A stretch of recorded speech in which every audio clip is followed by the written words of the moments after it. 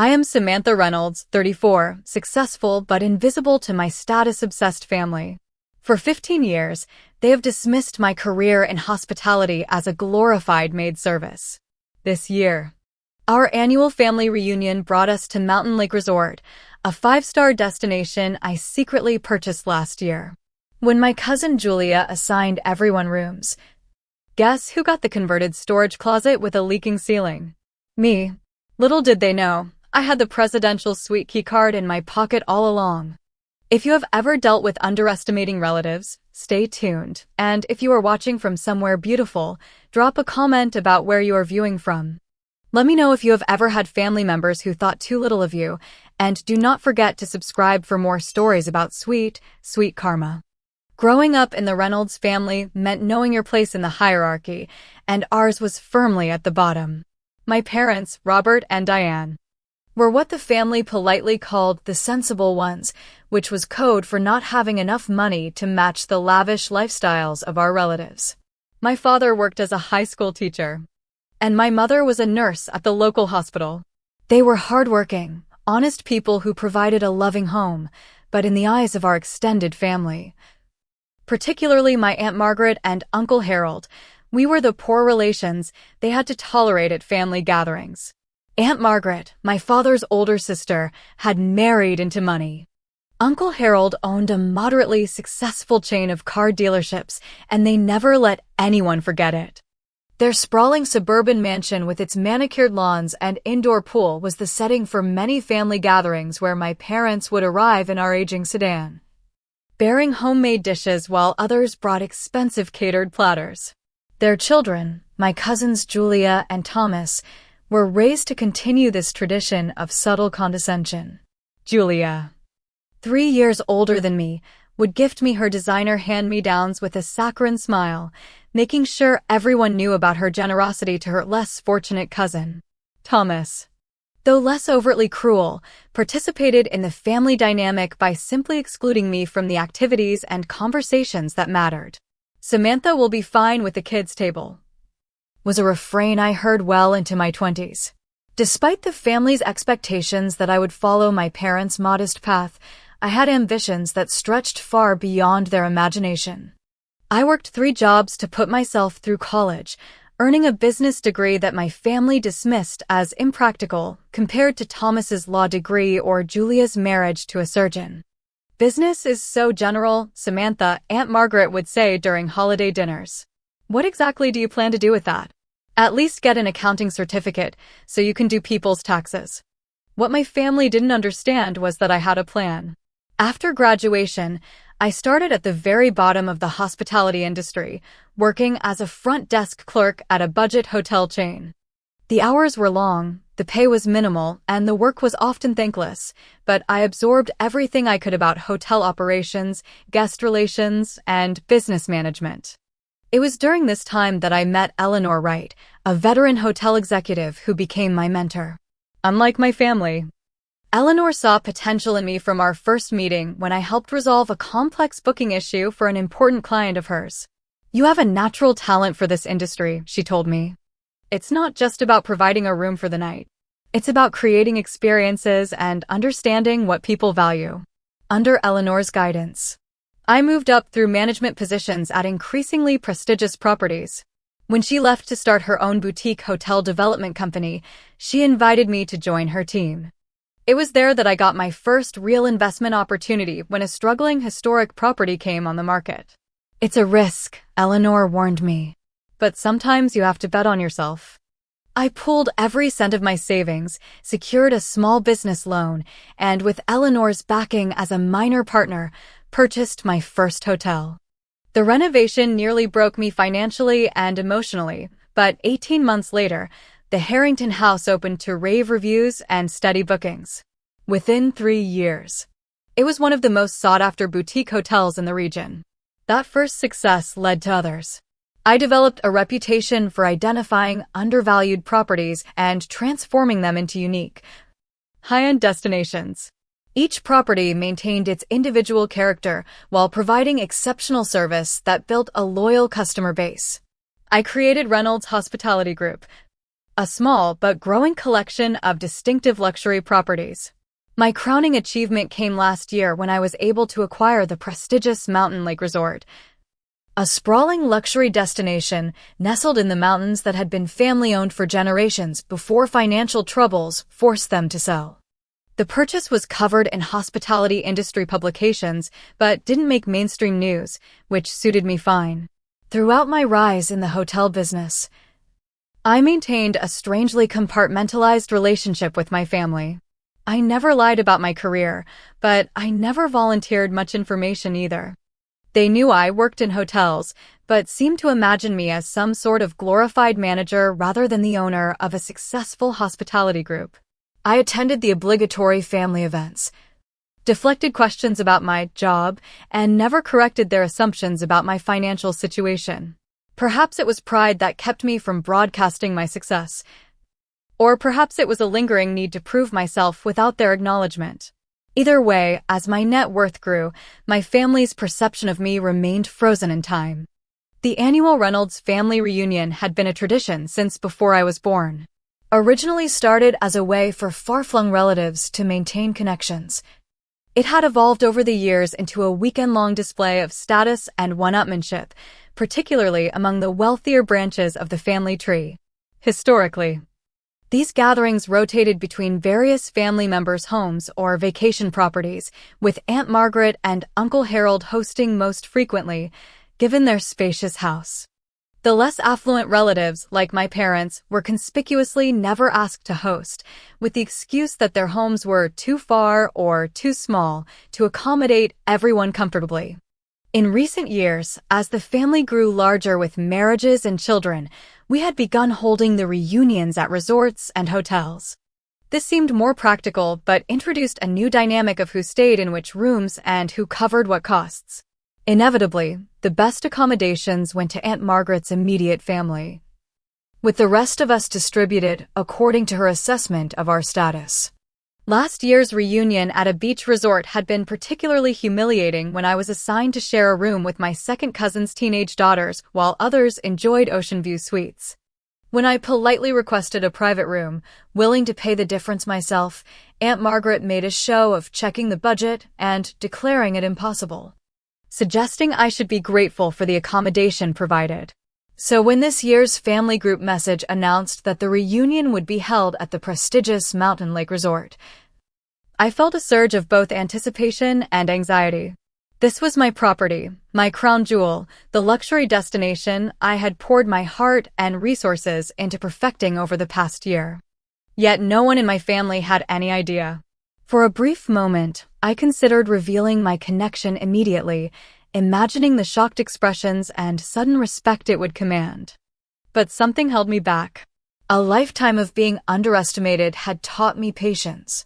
I was curious to see how my family would treat me naturally, without the knowledge of my success influencing their behavior. Little did they know that this year's family reunion would be very different from those of the past. The annual reunion planning began, as always, with Aunt Margaret's group message to the extended family in early spring. Her tone was its usual blend of excitement and rigid control, making it clear that while input was theoretically welcome, the key decisions had already been made. Family, Harold and I are thrilled to announce this year's reunion location, Mountain Lake Resort. We have secured a fantastic group rate for the last weekend in July. Julia will be coordinating room assignments as usual. Please respond with your attendance confirmation by the 15th. We expect costs to be divided equally among all adult attendees, approximately $350 per person for the weekend accommodations. I read the message twice, noting how Aunt Margaret had already appointed her daughter as room coordinator, as usual, without any discussion. The message also made no mention of the fact that rooms at Mountain Lake varied dramatically in size, amenities, and regular price points, from standard rooms at $250 per night to luxury suites that commanded over $1,000. Yet everyone would pay equally, a system that historically benefited those who received the better rooms. My phone buzzed with a private message from Julia almost immediately. "Sam, just checking if you will be joining us this year?" Mom wanted me to verify since budgets might be tight in your industry right now. We can work something out if you need assistance with your share. I felt a familiar flush of irritation at the condescension barely concealed as concern. My cousin had no idea what my financial situation was, yet automatically assumed I would struggle to afford the reunion. It was tempting to respond with a screenshot of my company's latest quarterly earnings report, but I restrained myself. Thanks for checking, Julia. I will definitely be there and can cover my share without any problem, I replied instead, keeping my tone neutral. Great. I will put you on the list. We are trying to accommodate everyone's preferences as best we can with the room assignments, she wrote back. I almost laughed out loud. In 15 years of family reunions, no one had ever asked me about my room preferences. I was always assigned whatever was left after the important family members were accommodated. The weeks leading up to the reunion were busy as I prepared for my family's arrival at my hotel without them knowing it was mine. I arranged a series of private meetings with my management team to explain the unusual situation. I understand this is an unorthodox request, I told Gregory, my general manager, during our first planning session in my office overlooking the lake. But I would like to be treated as a regular guest during my family's stay, at least initially. Gregory, who had been with me since the acquisition and knew my management style valued authenticity over hierarchy, nodded thoughtfully. May I ask why, Ms. Reynolds? It's your hotel, after all. I explained the family dynamic and my curiosity about how they would behave without knowledge of my position. Consider it a form of undercover boss experience, I added with a smile. I want to see the resort through their eyes, without my ownership influencing their treatment or behavior. We developed a detailed plan. The staff would be briefed to treat me like any other guest in front of my family. My executive suite would be prepared, but kept unlisted in the reservation system. A private entrance and elevator would allow me to access my actual accommodations when needed, while maintaining the appearance of staying in whatever room my family assigned me. And what exactly do you expect that to be? Gregory asked. If history is any indication, the worst room you have available, I replied. Gregory's eyebrows rose. We don't really have bad rooms at Mountain Lake. I smiled. Trust me, Julia will find one. Behind the scenes, I also arranged for discreet monitoring of my family's behavior toward the staff. I didn't want to spy on their private conversations, but I did want to know if they were treating my employees with the respect they deserved. Mountain Lake staff was handpicked for their professionalism and dedication to hospitality, and I wouldn't tolerate abuse from anyone, family included. As the reunion approached, family gossip intensified through the group chat and private messages. I gleaned that Uncle Harold had recently closed a major deal and was eager to broadcast his success. Cousin Thomas had been promoted at his law firm. Julia's husband Daniel had purchased a new luxury SUV that they were excited to drive to the resort.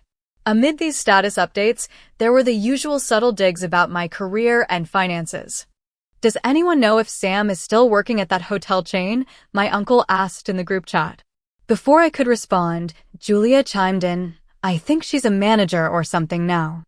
Hospitality has been hit hard though, so I told her we can help with her share of the reunion costs if needed. So thoughtful of you, darling, Aunt Margaret replied with a heart emoji. I bit back a retort and simply responded, no financial help needed, but thanks for the concern. Looking forward to seeing everyone at Mountain Lake. Another message thread centered around appropriate attire for the weekend, with pointed comments about the resort's upscale atmosphere.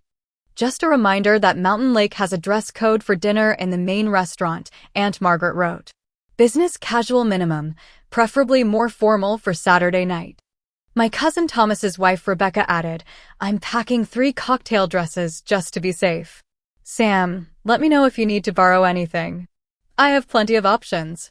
The assumption that I wouldn't have appropriate clothing for my own hotel's dress code, which was actually quite accommodating, was galling, but I maintained my cover with a simple thanks. All set with attire. As July approached, I received more specific information about the room assignments from Julia, though notably without any actual details about which room I would be staying in. The message simply confirmed that accommodations were all arranged and that I should check in with the main group upon arrival rather than going directly to the front desk. The stage was set. In just a few days, my family would arrive at my flagship property, completely unaware that the poor relation they had always underestimated owned the very ground beneath their feet. I vacillated between anxiety and anticipation, unsure if I was being petty by not revealing my position immediately or justified in wanting to observe their unfiltered behavior. Either way, it promised to be a family reunion unlike any before it. Mountain Lake Resort revealed itself gradually as visitors wound their way up the private mountain road. First came the glimpses of the crystalline lake between the trees, then the sprawling grounds with their perfectly maintained gardens, and finally the Grand Lodge itself, a magnificent structure of stone and timber that managed to be both imposing and welcoming at once. I had intentionally arrived early, checking in at the staff entrance and confirming final details with Gregory before positioning myself in the main lobby to watch my family arrive. From my vantage point in a comfortable armchair partially hidden by a massive arrangement of local wildflowers, I had a perfect view of the entrance and reception area. Aunt Margaret and Uncle Harold were the first to arrive, pulling up to the entrance in their new Mercedes sedan. The valet rushed to greet them, and I observed with satisfaction as he treated them with exactly the same polite efficiency he showed to all our guests, no more, no less. "Harold, just look at this place," Aunt Margaret exclaimed loudly as they entered the lobby, her voice carrying across the space in a way that made several other guests glance up from their conversations. "It's even more magnificent than the pictures online." Uncle Harold nodded approvingly, surveying the space like a conqueror assessing newly acquired territory. "Not bad at all.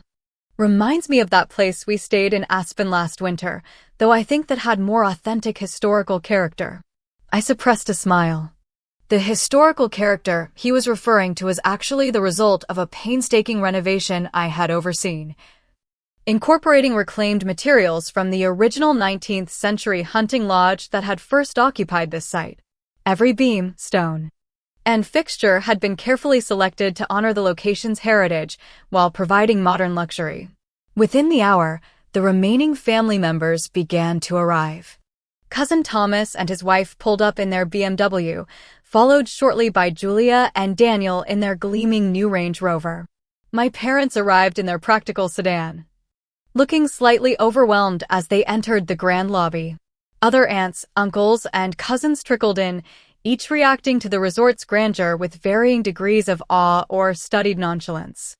I waited until most of the family had gathered before casually approaching the group, rolling my weekend bag behind me as if I had just arrived. "Sam," my mother called, breaking away from the group to envelop me in a warm hug. "We were wondering when you would get here." "Traffic wasn't too bad," I replied, returning her embrace before greeting my father and other relatives with varying degrees of warmth. Aunt Margaret gave me a quick air kiss. "Samantha, so glad you could make it. Julia has everything organized for check-in. We are just waiting for the Hendersons, and then we will get everyone settled." I nodded pleasantly, noting that I wasn't offered a seat in the cluster of plush chairs where the important family members had stationed themselves. Instead, I stood chatting with my parents and a few of the cousins who occupied similar rungs on the family ladder. When the last family members arrived, Julia clapped her hands for attention like a tour guide managing a group of school children. "All right, everyone. Welcome to Mountain Lake Resort. I have worked with the management to secure our rooms, and I will be giving out the keys. We have a block of rooms in the main lodge and the lakeside annex." She began calling family members forward, distributing key cards with the flourish of a game show host awarding prizes. "Uncle Harold and Aunt Margaret, you will be in the Lakeview Executive Suite on the top floor." She handed them an envelope with their keys. "It has a private balcony and separate sitting room." "Thomas and Rebecca, you are in the Mountain View Junior Suite, also on the top floor." Another envelope was distributed. "Mom and Dad, you will be in the Deluxe Corner King on the 4th floor with the wraparound windows."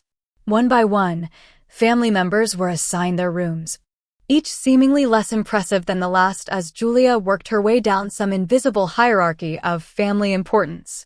I noticed my parents were given a perfectly respectable room in the main lodge. Not the best, but far from the worst.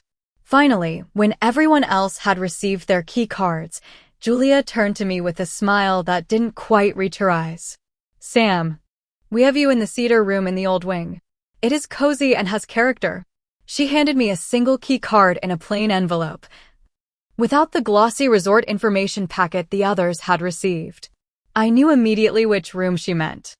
The old wing was a section of the original building that had been slated for renovation next quarter. We had taken most of it out of inventory already, using the rooms primarily for storage as we updated them one by one. The cedar room was particularly problematic.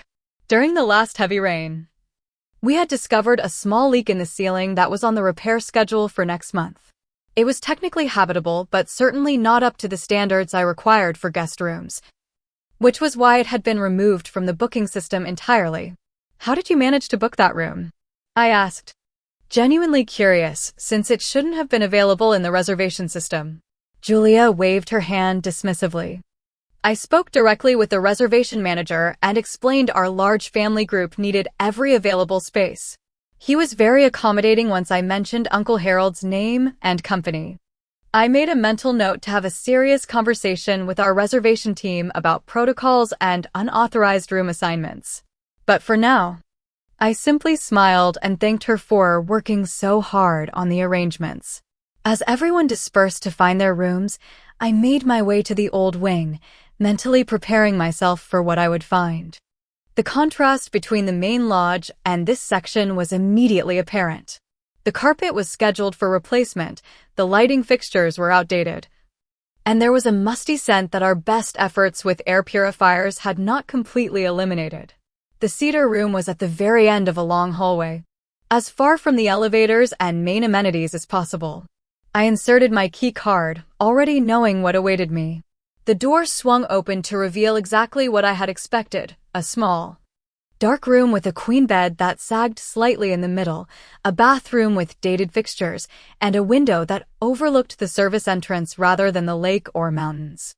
I spotted the water stain on the ceiling immediately, a yellowish discoloration about 2 feet in diameter above the bed.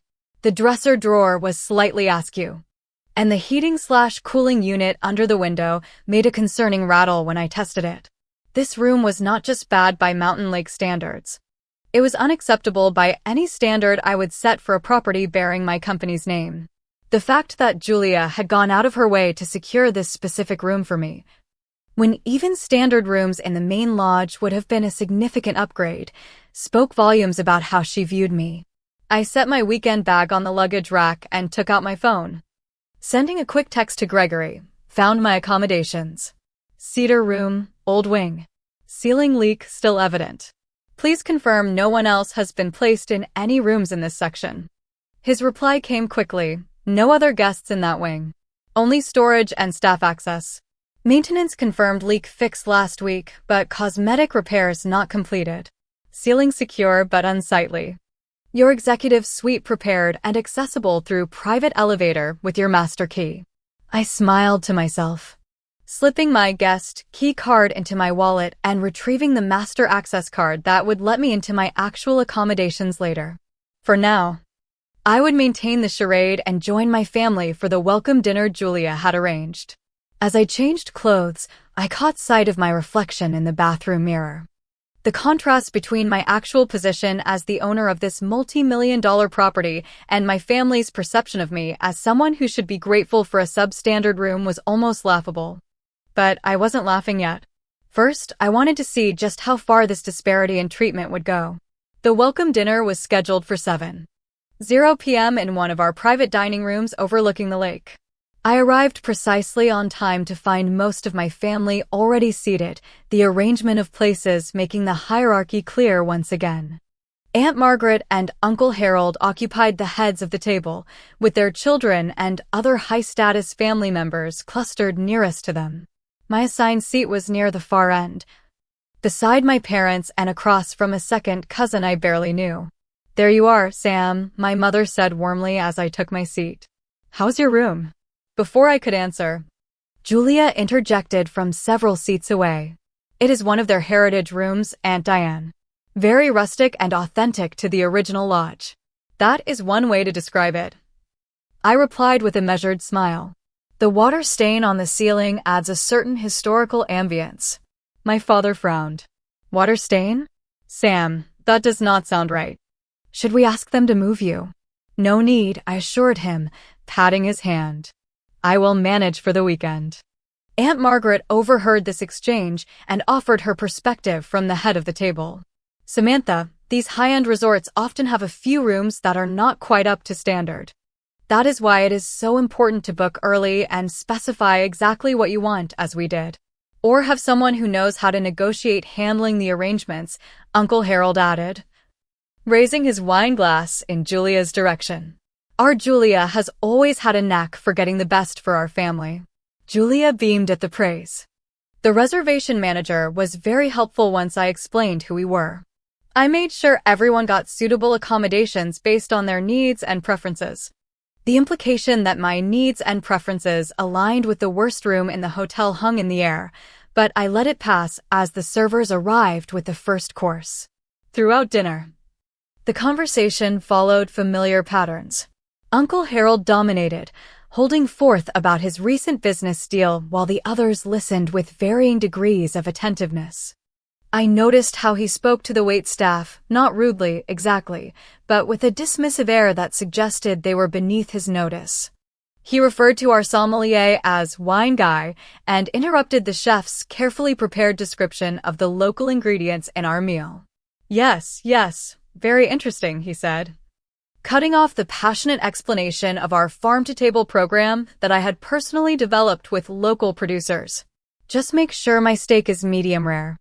Cannot stand when kitchens overcook good beef.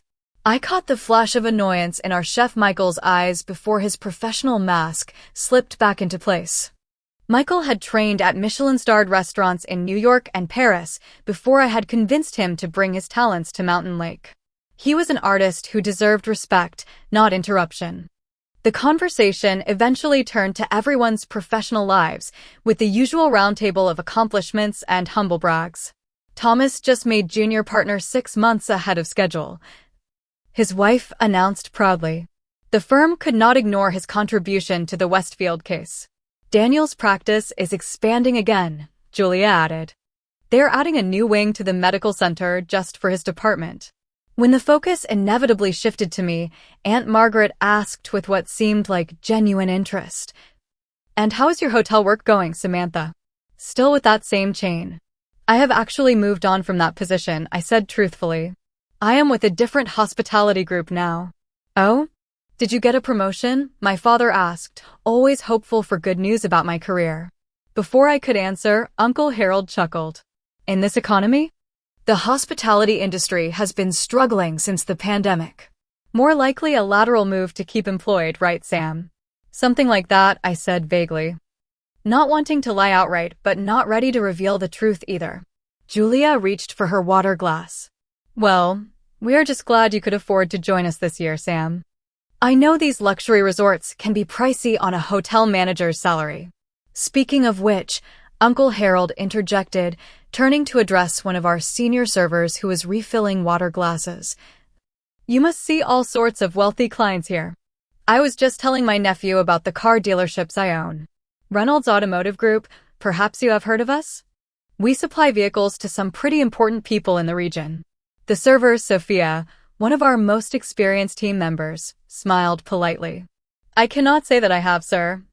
But Mountain Lake welcomes guests from all walks of life. I hid my smile behind my napkin. Sophia knew exactly who I was and was maintaining the cover we had established. Uncle Harold looked momentarily deflated before launching into an explanation of his business empire to the captive audience of servers attending our table. I caught Sophia's eye and gave her a subtle nod of thanks for her discretion. After dinner, most of the family moved to the lakeside fire pit for drinks and conversation. I excused myself briefly, using the staff passage to slip up to my actual suite to change into something warmer for the evening chill. My executive suite occupied the entire west wing of the top floor, with panoramic views of both the lake and mountains, a private hot tub on the terrace, and every luxury amenity we offered. I quickly changed and took the service elevator back down, rejoining my family at the fire pit without anyone noticing my brief absence or wardrobe change. The second day of the reunion brought more examples of the stark differences in how family members were treated. Julia had arranged a private boat tour of the lake for what she called the early risers, which apparently did not include me, as I received no notification of the excursion. I discovered it only when I came down for breakfast and overheard my parents asking why I had not joined the boat trip. "Oh, did Sam not get my text?" Julia asked with wide-eyed innocence when the boat party returned. "I sent out a group message this morning. Maybe her phone does not get good reception in the old wing." I checked my messages. Nothing. Later that afternoon, I observed from a distance as Aunt Margaret complained to the front desk about the temperature of her suite, demanding immediate attention. The staff responded promptly and professionally, but her tone carried across the lobby. "When we pay this much for accommodations, we expect everything to be perfect." The irony that she was paying a deeply discounted group rate negotiated by Julia, who had somehow managed to secure pricing well below our standard rates even for the premium rooms, was not lost on me. By the evening of the second day, I had witnessed enough. The breaking point came when I discovered that the family had attended the exclusive wine-pairing dinner in our renowned restaurant, an event that required reservations weeks in advance and carried a significant additional cost, without even mentioning it to me. I ran into them as they were returning to the main lodge, clearly satisfied after the 5-course culinary experience that was the highlight of many guest stays. "That was absolutely exquisite," Aunt Margaret was saying as they entered the lobby where I was sitting with a book. "The venison with the local Pinot Noir was inspired." "Sam," my mother exclaimed, noticing me. "We missed you at dinner." I set down my book. I did not know about it. Was it a last-minute decision? An uncomfortable silence fell over the group before Uncle Harold cleared his throat. "Well, it was quite exclusive. Limited seating, you understand." Julia managed to get reservations for those of us who appreciated fine dining. "We assumed it might be outside your budget," Julia added in what she probably thought was a considerate tone. "It was an additional $300 per person. Plus, you mentioned having some work emails to catch up on." Thomas chimed in, though I had said no such thing. As they made excuses, I noticed my parents looking uncomfortable and realized they had probably been pressured to not mention the dinner to me. The deliberate exclusion stung more than I had expected. This was my hotel, my restaurant, my carefully curated wine program they had enjoyed while intentionally leaving me out. Later that night, as I lay in the sagging bed of the cedar room staring at the water stain on the ceiling, I made my decision. The time for observing was over. Tomorrow, my family would learn exactly who they had been underestimating all these years. I woke before dawn on the third day of the reunion, my mind clear and resolved. I sent a text to Gregory requesting an urgent meeting in my office at 6:30 a.m., well before any of my family would be awake. Using my master key, I took the private elevator directly to the executive floor where my actual suite and the management offices were located. Gregory was waiting in my office with fresh coffee and a concerned expression. "Everything all right, Ms. Reynolds? Your messages sounded urgent." "It is time to drop the cover, Gregory," I said, accepting the coffee gratefully. I have seen enough of how my family behaves when they think no one is watching. We spent the next hour developing a detailed plan for the day's revelation. I wanted it to be public but not humiliating, clear but not vindictive. This wasn't about revenge, it was about finally being seen for who I truly was. "Have the staff ready by 10 a.m., I instructed. "And please ensure the presidential suite is fully prepared for my official occupancy. I will be checking out of the cedar room rather dramatically." Gregory's usually stoic expression cracked into a smile. "The team will be delighted to finally acknowledge you properly, Ms. Reynolds. It has been challenging for them to maintain the charade. I appreciate their discretion more than I can say. Please convey that to everyone. And Gregory? Have maintenance document the condition of the cedar room thoroughly before housekeeping touches it. I want a complete report on my desk by this afternoon." With the plans in place, I returned to my room in the old wing to prepare. I discarded the casual vacation where I had been sporting for the first 2 days and instead dressed in one of my executive outfits, a tailored charcoal suit, silk blouse, and the understated but unmistakably expensive jewelry I wore for business meetings.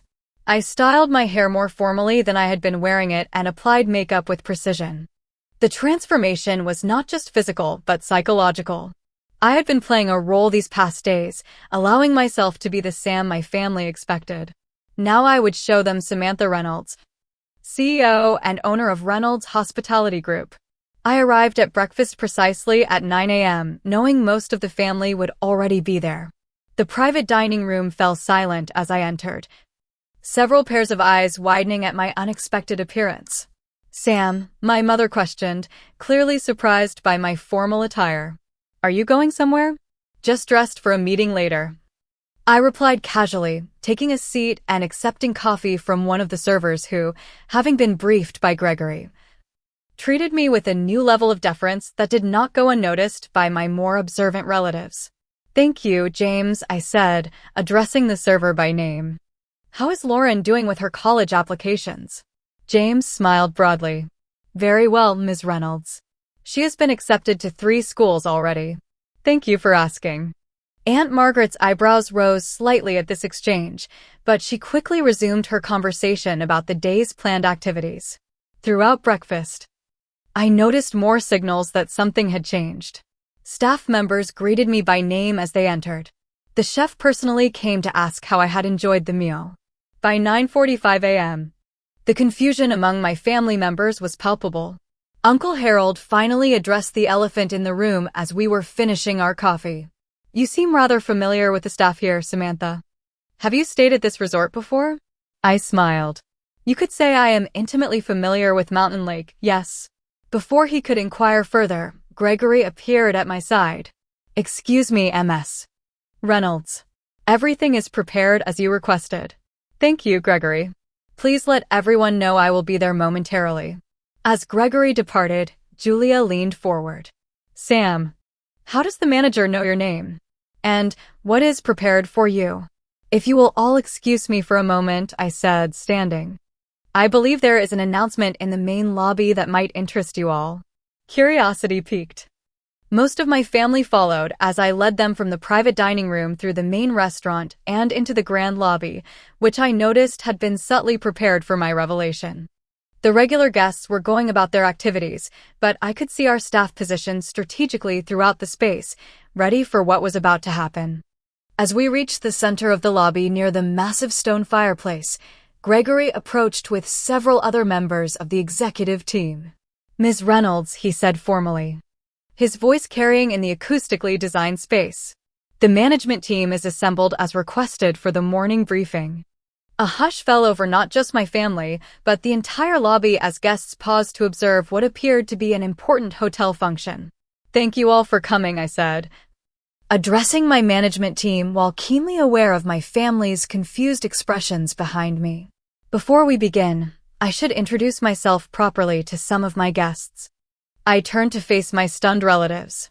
"For those of you who do not know, I am Samantha Reynolds, owner and CEO of Reynolds Hospitality Group, which acquired Mountain Lake Resort last year. This is my flagship property and, I must say, one I am particularly proud of." The silence that followed was absolute. I watched as emotions played across their faces: confusion, disbelief, and slowly dawning comprehension. My mother's hand flew to her mouth in shock. My father's eyes widened with pride. Aunt Margaret seemed frozen in place. "You own this resort?" Uncle Harold finally managed, his voice uncharacteristically weak. "This one and 7 others," I confirmed. "Though Mountain Lake is special to me, we have invested considerable resources in maintaining its historic character while upgrading the amenities to the highest standards." I paused. "Well, most of the amenities. The old wing is still scheduled for renovation next quarter." Julia's face had drained of color. "But you never said anything when I was assigning rooms." "No, I did not," I agreed. "I was curious to see how my family would treat me when they thought I was the same struggling hotel employee they have always assumed me to be. It has been educational." I turned back to my management team. Gregory, please have my belongings moved from the cedar room to my suite immediately. I will be officially checking into the presidential suite for the remainder of my stay. Of course, Ms. Reynolds, Gregory replied with a slight bow. Will there be anything else? Yes. Please ensure that all charges for my family's stay are properly allocated according to usage. No more group rate averaging. Each party should receive an itemized bill reflecting their actual accommodations and activities. As my team dispersed to carry out these instructions, I faced my family again. Their expressions had shifted from shock to a complex mixture of emotions, embarrassment, regret, and in some cases, calculation as they reassessed their relationship with me in light of this new information. Now, I said with a smile that was both genuine and slightly pointed, shall we continue with our family reunion? I believe Aunt Margaret mentioned a hike to the waterfall this morning. It is one of my favorite trails on the property. As we moved toward the resort's entrance for the hike, the family dynamic had visibly shifted. Relatives who had barely spoken to me for 2 days suddenly found numerous reasons to walk beside me, ask questions about the resort, and share their admiration for what they now recognized as my success. My parents approached me separately, my father's eyes shining with unshed tears of pride. Why didn't you tell us, sweetheart? My mother asked quietly. All this time. I tried, in my way, I replied. But everyone had such fixed ideas about who I was and what I was capable of. After a while, it seemed easier to let you see for yourselves when the time was right. My father squeezed my hand. We are so proud of you. I just wish we had known sooner. You supported me when it mattered most, I assured him. That is more than I can say for some others. As we stepped outside into the mountain sunshine, I felt a weight lift from my shoulders. The secret I had carried for so long was finally out, and whatever happened next, I would face it as my true self, no more hiding, no more downplaying my achievements, no more accepting less than I deserved from people who should have valued me all along. The hours following my revelation brought a fascinating study in human behavior. My family members, processing this dramatic shift in perception, responded in ways that revealed much about their characters. Aunt Margaret made a swift recovery from her initial shock, approaching me during the waterfall hike with a carefully composed expression. Samantha, darling, what an extraordinary surprise. You must know we have always believed in your potential. Have you? I replied mildly. That has not been my impression over the years. She waved a dismissive hand. Perhaps there have been misunderstandings. Family dynamics can be so complex, but we have always wanted the best for you. The best being the cedar room with the leaking ceiling, I asked, keeping my tone light but direct. Aunt Margaret had the grace to flush slightly. Julia handled the room assignments. I am sure she had no idea about your connection to the property. That much is obvious, I agreed. Though it does raise questions about why she felt that room was appropriate for anyone, let alone family. I excused myself from her attempted justifications, moving to join another group of relatives who were admiring the waterfall. Throughout the day, similar conversations played out as family members sought to rewrite history, suddenly remembering how they had always supported my career choices or admired my independence. Uncle Harold took a different approach, cornering me near the boathouse with a businessman-to-businessman proposition. Samantha, we should talk about potential synergies between our companies. I have been thinking Reynolds Automotive could offer preferential fleet pricing to your hotel group. A mutually beneficial arrangement. An interesting proposal, I said neutrally. You can send it to my business development team for consideration. They handle all our vendor relationships. His face fell slightly at being categorized as a vendor rather than receiving special family consideration. Of course. Just thought we might discuss it directly. Keep it in the family, so to speak. I find it best to maintain professional boundaries, I replied. Especially with family.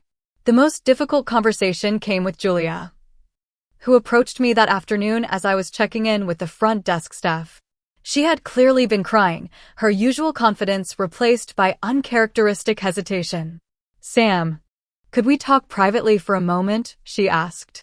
I led her to a quiet corner of the lobby, curious about what approach she would take. I am so embarrassed, she began, her voice quavering. The Cedar Room, if I had known. If you had known I owned the hotel, you would have given me a better room, I finished for her.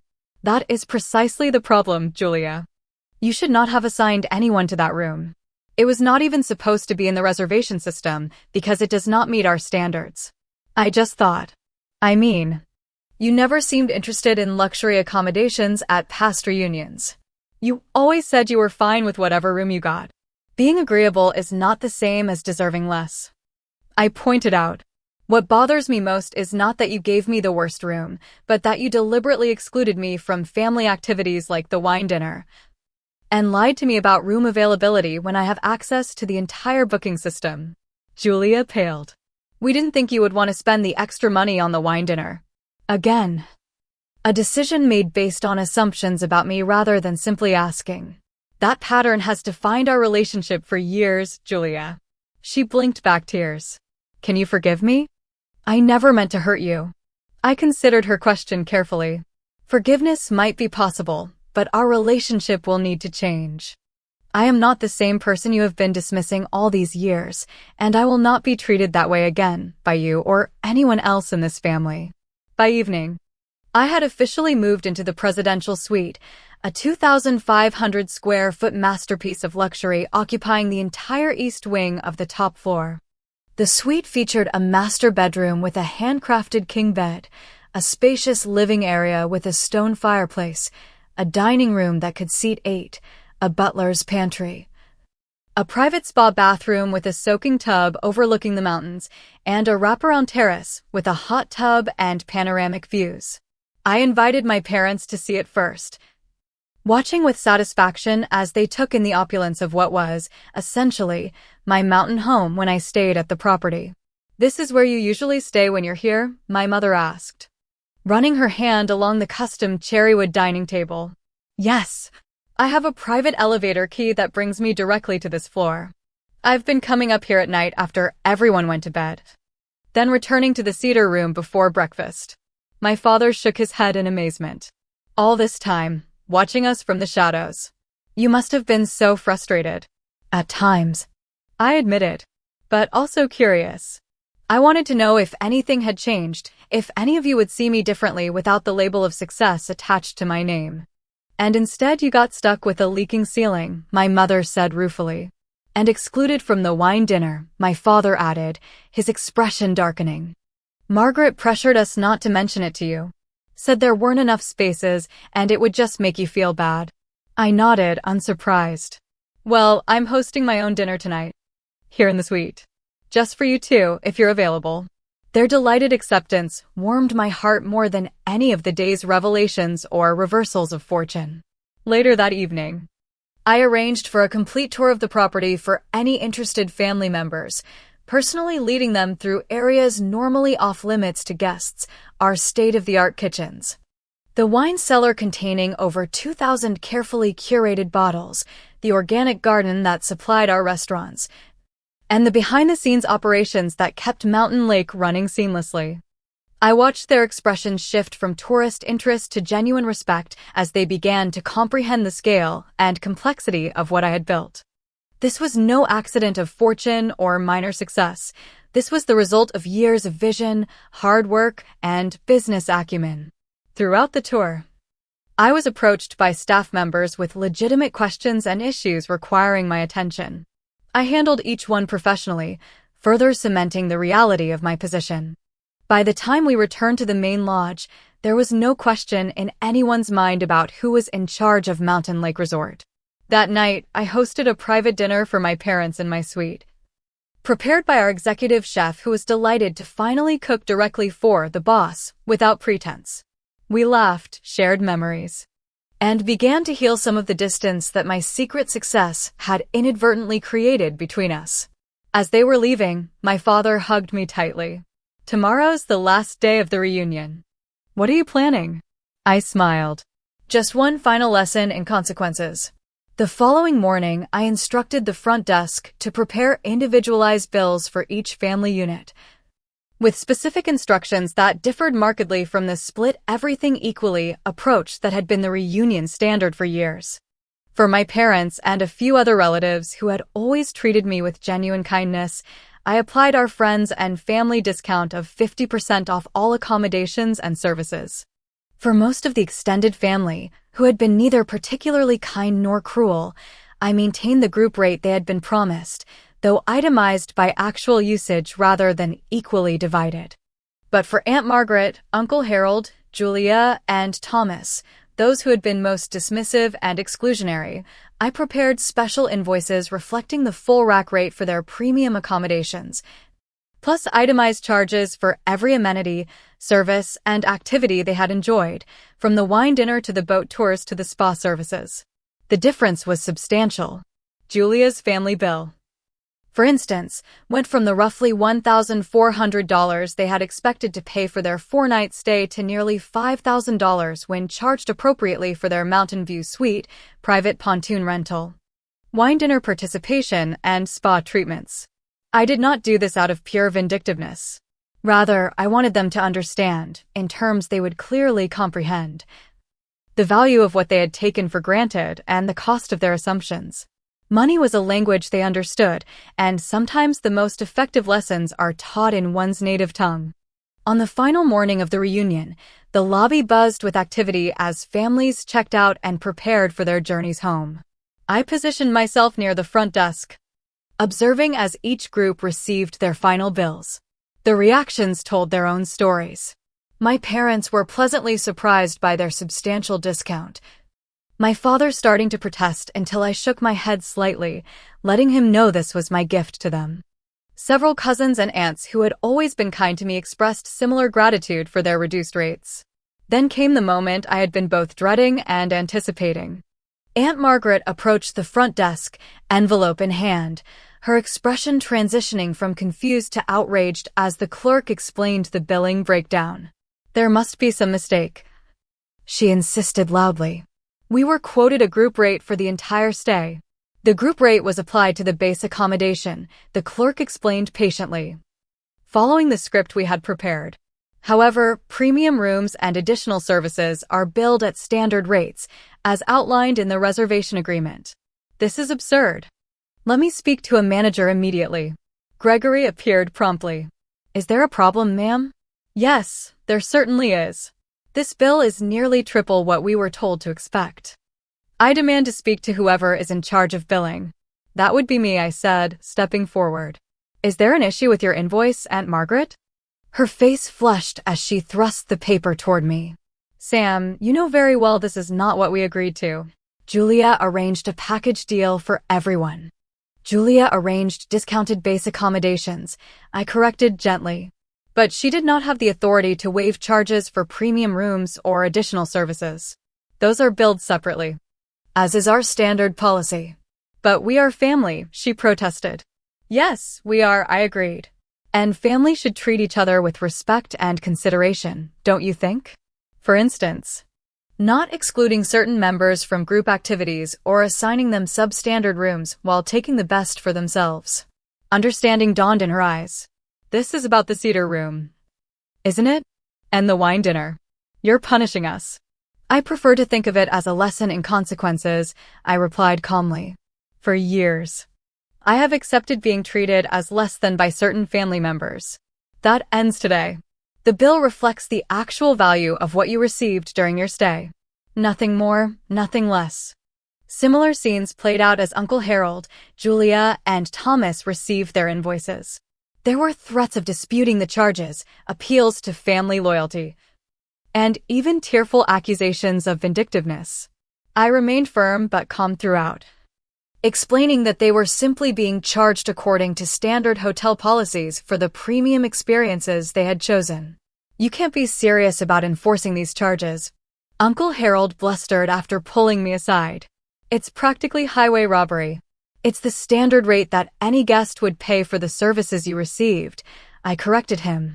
In fact, you're still getting a small discount as part of our family group. Would you expect any other business to give away thousands of dollars of premium services for free? But that's different. Those are businesses, not family. And this is my business, Uncle Harold. The business I built while you were all dismissing me as a hotel employee who couldn't afford to join family activities. By checkout time, most of the family had settled their bills, some graciously and others with lingering resentment. As they departed one by one, I stood in the grand entrance, accepting goodbyes that ranged from warmly affectionate to stiffly formal. My parents were the last to leave, lingering to spend a few more hours with me before their drive home. Was it worth it? My father asked as we walked along the lakeshore. Keeping your success secret all these years? I considered his question carefully. I'm not sure. Part of me wishes I had been brave enough to stand up for myself sooner, to demand the respect I deserved without needing material success to back it up. But another part of me values the lesson I learned watching how people treat you when they think you have nothing to offer them. And what will you do now? My mother asked. With the family. I mean, some bridges may have been burned this weekend. Perhaps some needed to be, I replied. But I'm not closing the door completely. Those who can accept me as I truly am, successful or not, with or without the trappings of wealth, will always have a place in my life. The others will need to reassess their values before we can rebuild any meaningful relationship.